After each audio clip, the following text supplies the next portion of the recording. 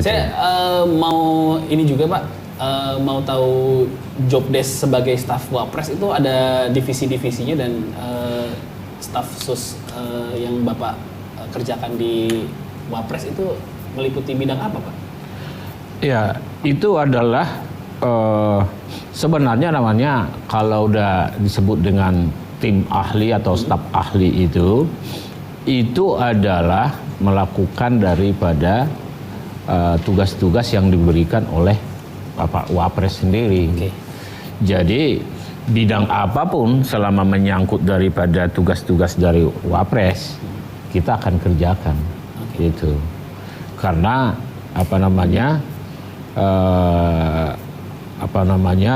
tugas-tugas Wapres itu kan banyak. Yeah. Beliau itu waktu hanya 24 jam. Jadi sebagai wakil presiden itu bukanlah mudah ya. Jadi memang diperlukan pemikir-pemikir, diperlukan orang-orang yang bisa menelaah masalah-masalah dan memberikan informasi-informasi yang bisa diberikan kepada Wapres, karena waktu Wapres juga sangat terbatas. Dia harus menghadiri daripada beberapa seremonial kenegaraan, kemudian undangan-undangan daripada beberapa organisasi masyarakat, kemudian organisasi politik, keagamaan dan lain sebagainya.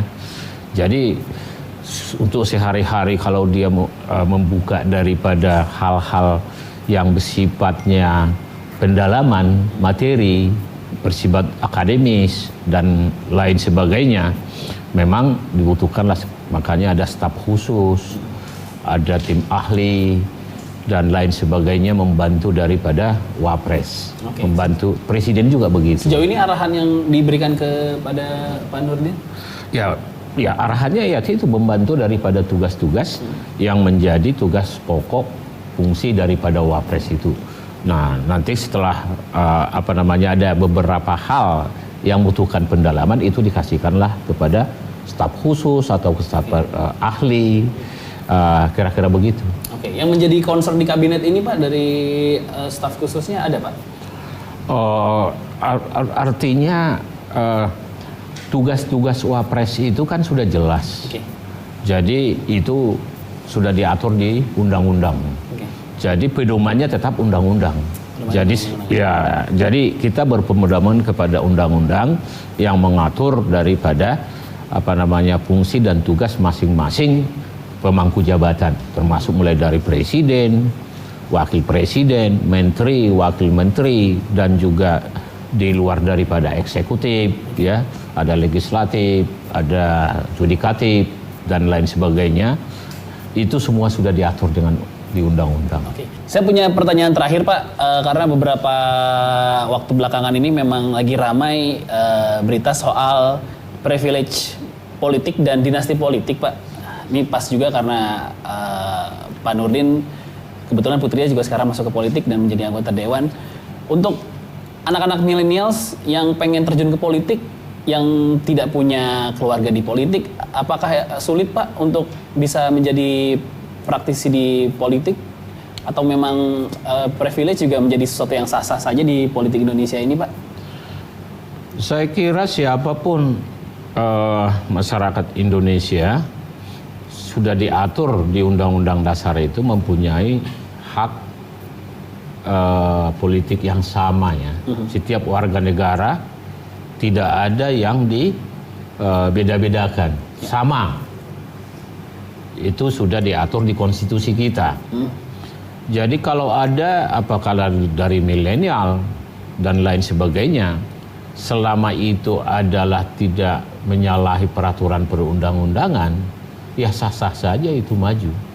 Sah-sah saja dia bisa calon bupati, calon wali kota, calon gubernur, calon presiden, dan calon-calon apa saja lagi yang ada di calon anggota DPR, ya, legislatif, dan lain sebagainya.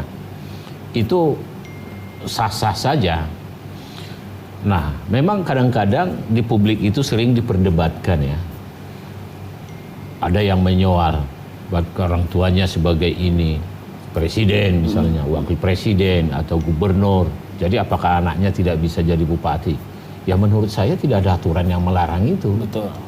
Kalau ada aturan yang melarang itu, ya tunjukkan peraturannya yang mana, gitu loh. Jadi menurut saya itu nggak ada masalah. Jadi milenial apa selama dia sudah memenuhi aturan umur yang diatur perundang-undangan, saya kira tidak ada persoalan, tidak ada yang menjadi soal. Yang menjadi soal adalah apabila dia tidak memenuhi peraturan perundang-undangan, itu yang menjadi soal. Ya. Itu loh. Ada tips mungkin Pak untuk anak-anak milenials yang ingin terjun ke politik seperti Pak Nurdin mungkin? Ya, saya harapkan begini ya, untuk orang-orang milenial ini, politik itu bagus, tetapi saya lebih menyarankan orang-orang milenial, marilah merebut daripada ilmu pengetahuan dan teknologi, dan juga masuklah menjadi entrepreneur muda. Profesional ya Pak? Ya, profesional muda, startup. Karena terbuka jalan untuk itu sekarang. Dengan IT yang mudah, dengan big data yang ada, dengan computing cloud, dengan Internet of Things. Ini sangat memudahkan bagi orang-orang milenial untuk masuk menjadi seorang startup maupun menjadi seorang entrepreneur. Okay. Manfaatkan ini.